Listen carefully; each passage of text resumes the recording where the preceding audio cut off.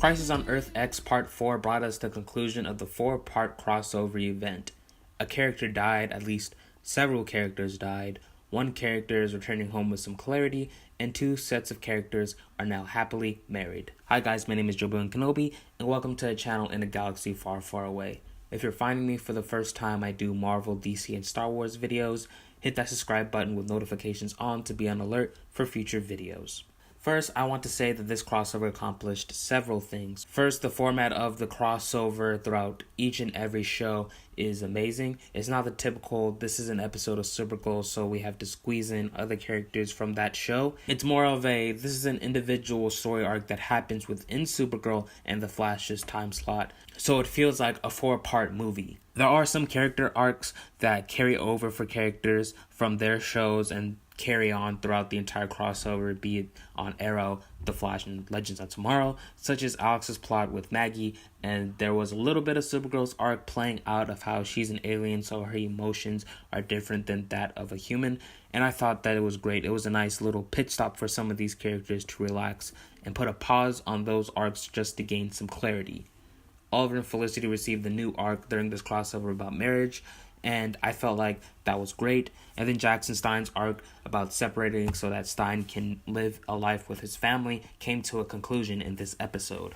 My next bit of praise is that the crossover definitely tries to include everybody, even if they were Earth X doppelgangers. For example, Jimmy and Wynn from Supergirl. There are several people that weren't included, such as Jean and Thea. Even though Thea is in a coma on Earth 1, she could have appeared on Earth X as a general or lieutenant in the Nazi army. But then again, you have to consider the fact that Willa Holland is on a contract where she appears in like 13 or 14 episodes a season, less episodes than, say, Stephen Amell or David Ramsey.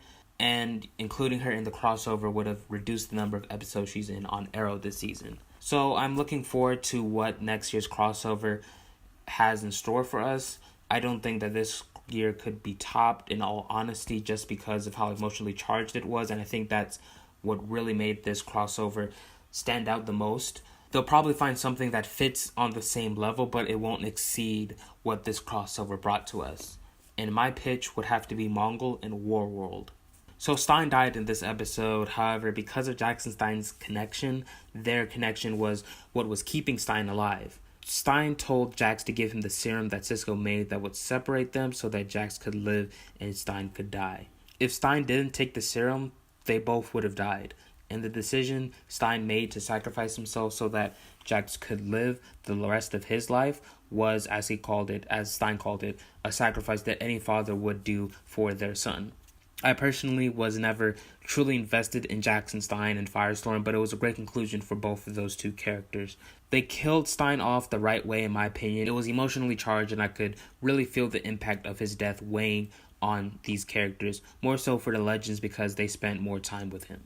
Oliver and Felicity got married along with Barry and Iris. I'm pretty sure everyone was expecting this going into the crossover if you're so invested on what goes behind the scenes of the Arrowverse. Barry and Iris's vows to each other were just like tearjerkers, and then Oliver and Felicity was like, whatever. I will say that I was never really invested in the whole debate about Olicity and Loliver, which ship is the true ship. But after this crossover, I'm 100% on board with Loliver. I feel like their relationship would have been 10 times better than what we're getting right now. It would have been synonymous to the Barry and Iris relationship on The Flash.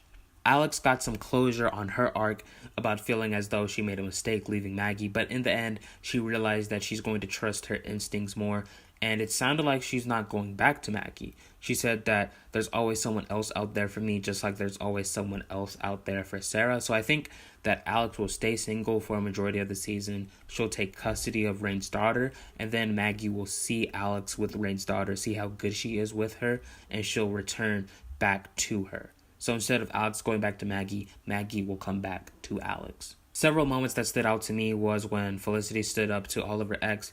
I felt like the dialogue started off good, but then it flatlined to that regular Felicity dialogue. The Ray and Flash power move in the beginning of the episode was really cool.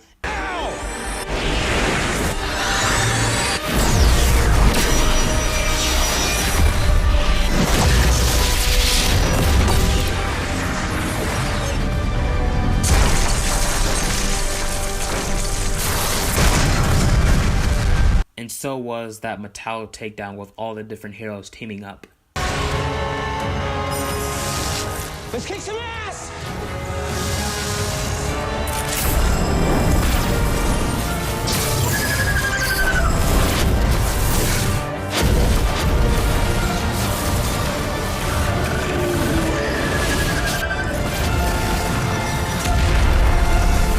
I sort of got goosebumps when Nate opened the pipeline door and said, "Who needs an army when you've got legends?" I think the reason I enjoyed it so much was because it was a build-up to the awesome scene where everyone teamed up to defeat Metallo. Attention all prisoners. Great news, the cavalry has arrived. About time. I knew I could count on you, pretty. You should bring bears. Better yet, an army. Who needs an army when you got legends?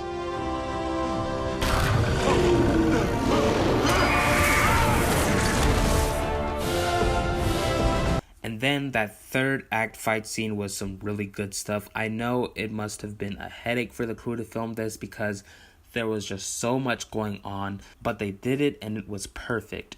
My favorite moment has to be the Flash versus the Reverse Flash when everything slowed down because they're moving so fast, obviously. Definitely had a season 1 vibe to it, especially the Reverse Flash theme playing in the background.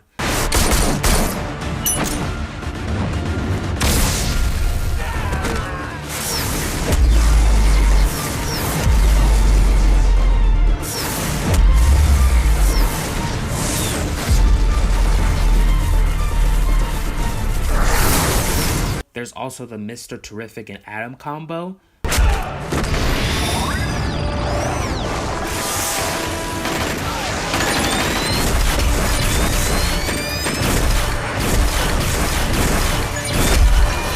My only wish was that Oliver and Atom teamed up so that we could get the DC version of the Hawkeye and Ant-Man team up from the comics and in Civil War. Buckled in? Yeah. No, I'm good. I'm good, Arrow guy. Let's go. Let's go.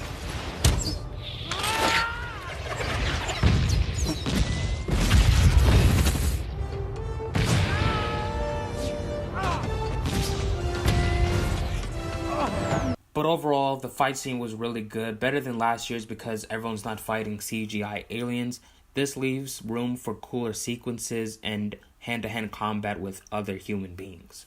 The only thing I disliked about the crossover is that there was no explanation for how the Reverse Flash is alive, and 2, Oliver killing the Black Arrow. He even threatened to kill Overgirl. I just hate how they mess with Oliver's morality when they apparently have cleaned him up. Yes, he'll break people's bones or shoot them in the legs or shoulders with arrows, but he doesn't kill, at least that's what I thought. I thought the season 5 finale was the conclusion of Oliver killing people. He even said that, that's no longer who I am. It's all over, but only you can do it. Do it, Oliver, and show everyone, show yourself who you really are.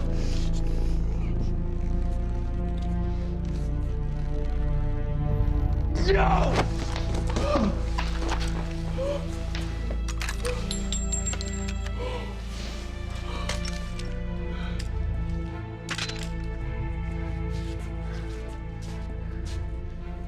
That's who I was. That's who I was before. It's not who I am now.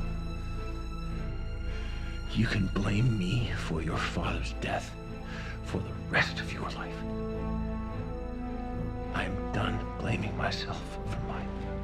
But I guess he still is. I have no problem with him killing people before. I have a problem with the writers because of how consistent they are with his character. They decide that he's going to kill somebody again and again and again, but then in the season 5 finale, or at least throughout season 5, he's been killing people a lot only because he felt that showing Dark Mercy resulted in Laurel's death. So he pretty much just went on this rampage of killing people again, or like going to the extremes of doing that.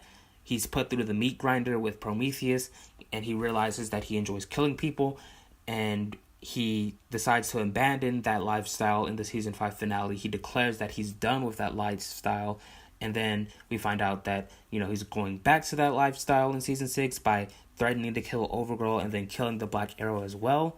The way I would have fixed this all was by, 1, not including that line back in part 2 where he said he was going to kill the Black Arrow. have Sarah threaten to kill Overgirl because she's an established killer. She's an assassin, for crying out loud, so there's no regard for her, like, morality. She's accepted, and we've accepted that she's a killer first and foremost. And 3, have everyone defeat the Nazis after Overgirl's death.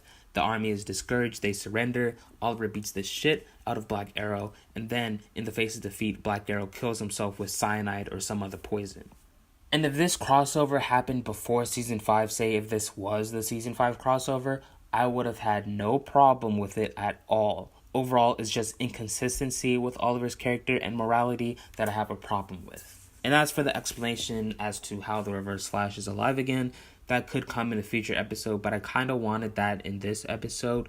Maybe his return has something to do with the plot on the Flash right now, but I highly doubt it. So they're probably trying to save that for when they get to that point on the Flash this season, but again, I'm doubtful that they'll even explain it. I'm just going to say that this is a clone, to be honest. Moving on to the Easter eggs, Black Canary mentions that Metallo is like the Terminator, much to Cisco's pleasure. This guy's like the Terminator. Why are you laughing? I just love a good pop culture reference in a moment of crisis. The Gideon on the Nazi Wave Rider was actually voiced by Susanna Thompson. I've managed to stabilize her deterioration, but without a transplant, she'll be dead within an hour. Quiet! Diggle vomits when Barry took him from Star City to Central City, a running gag that has occurred in every single crossover.